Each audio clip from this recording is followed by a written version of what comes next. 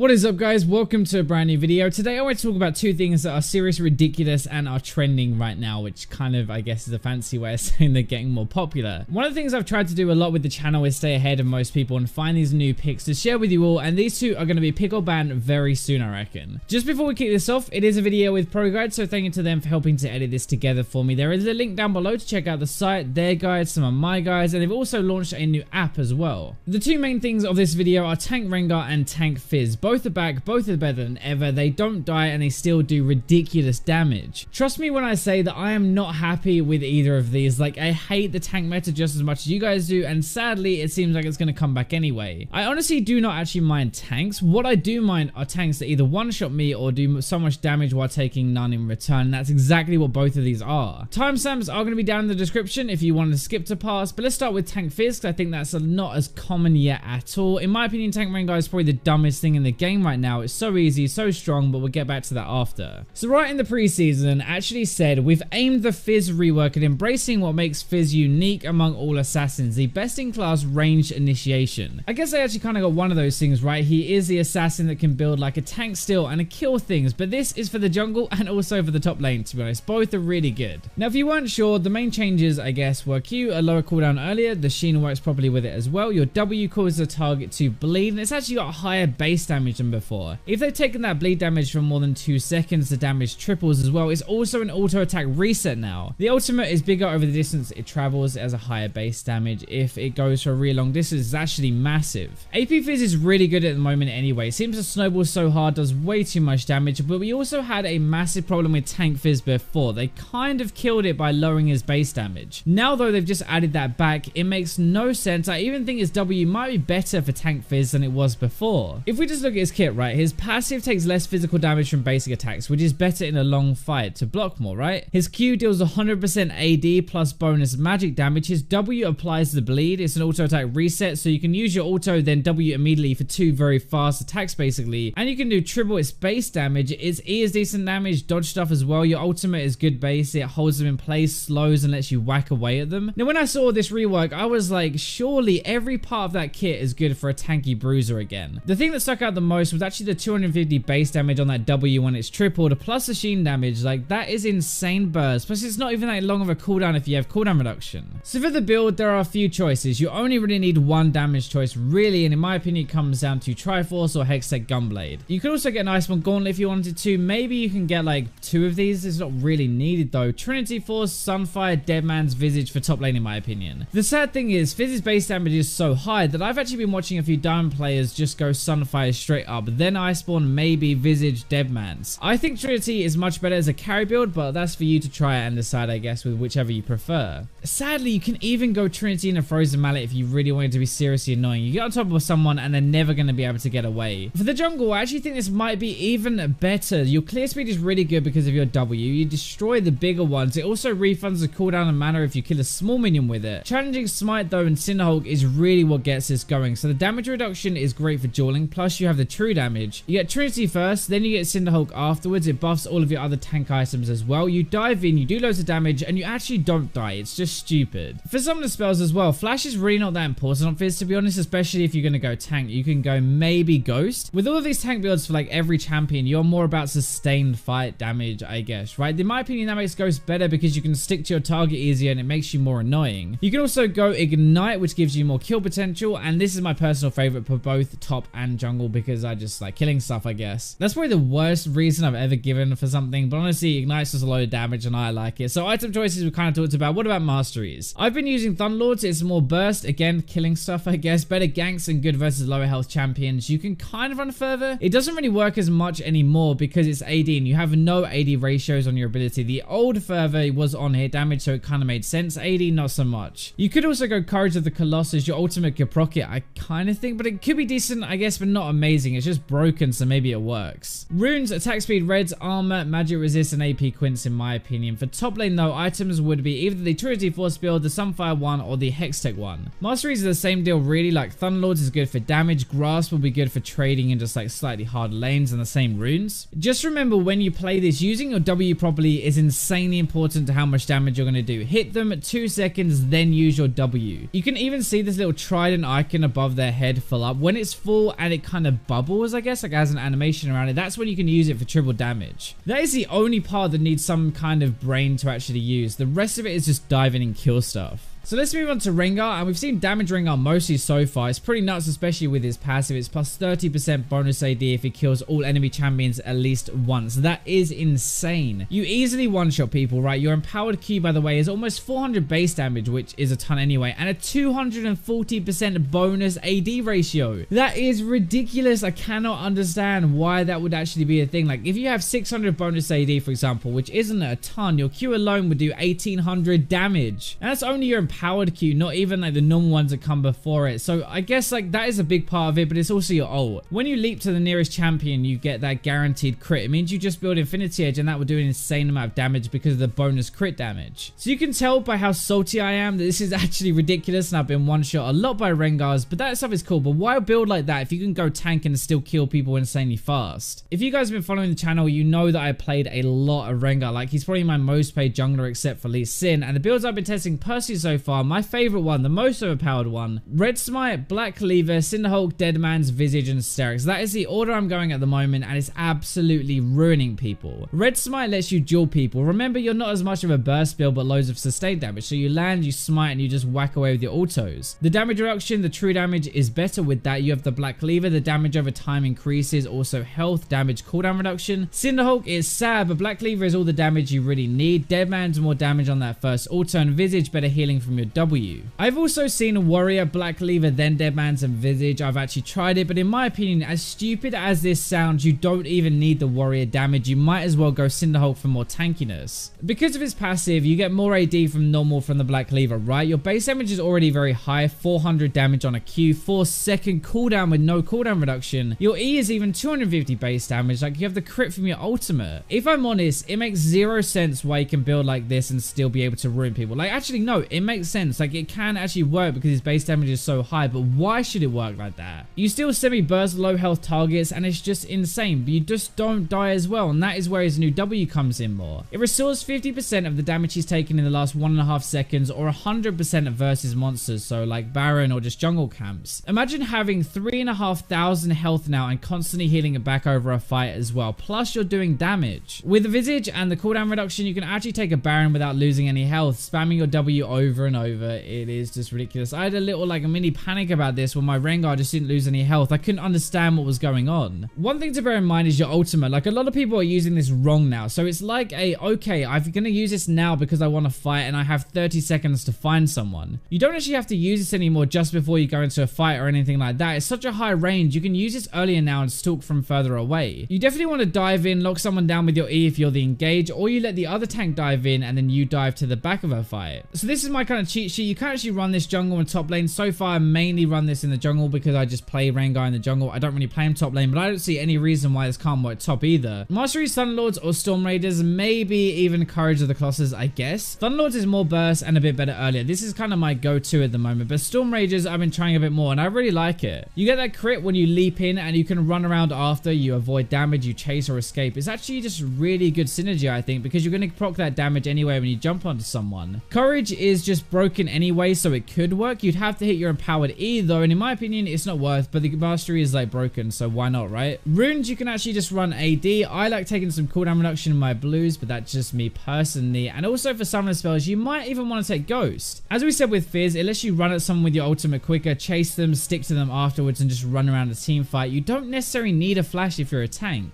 If you guys have any other trends or things like this in the comments, let me know. You've actually given me some really cool underrated picks in one of my previous videos. Let's see if you have anything for this as well. I really want to keep on top of new picks you can be trying out through season 7 and the preseason. The others I'm actually looking at right now as well though are Yasuo with Courage of the Colossus. A lot of people have mentioned this to me. Phantom Dancer, Frozen Mallet, and some other health items, even Titanic Hydra. When you jump into a team fight with your ultimate, you gain a massive shield. It also makes you seriously annoying in the lane phase. If you ult, you get your passive shield and the Courage shield. So it's kind of like tank Yasuo, but you still have a lot of damage. It's pretty ridiculous. Echo doesn't actually work as well anymore. Now, Now, I get this question a lot anyway. I know I'll get this question a lot in this video, but like the new fervor is not as good as the old one for Echo. The old one was on hit damage, so it would have been better because Echo attacked all the time. AD doesn't really do as much for him, so it's not going to be as good as the Fizz right now. I'll have to test it a bit more though. The last one is actually Renekton, because his ultimate does so much damage plus the base damage in his kit. It's weird, but like tank Renekton is legit, I think, especially with the Courage of the Colossus. We've already talked about this build, which is like the Black Lever, Titanic Hydra, then into Locket and Deadman's Visage and stuff like that, but I've actually even seen this in the jungle. I know this is super weird, but like, yeah, actually Cinderhulk Renekton was pretty legit, so I guess that's something else I have to try. Hope you guys enjoyed this video anyway. Let me know what you think of it. Thank you for watching until the end, but for now, let's go to the robots.